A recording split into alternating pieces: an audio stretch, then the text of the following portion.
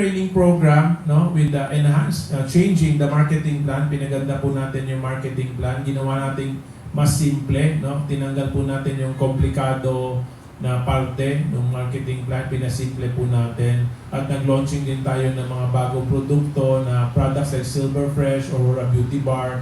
Nagdagdag po tayo ng new products, nagdagdag tayo ng Fernflex. No? So we introduced these products from 2016, 17, 18, 19, tuloy-tuloy po yung paglaki ng kumpanya until pumasok po yung pandemic, no, which naging problema po sa buong mundo, pero naging malaking blessing po siya sa iFern. No? So, from people na bumibili ng produkto natin, FernD, FernActive, Milka, FernFlex, no? Fern Coffee, and all of the other products available at the time, no? Yung mga Aurora skincare line natin. From people buying na wanting just to be healthy, nagkaiba po. Naging people buying kasi gusto po nilang mabuhay.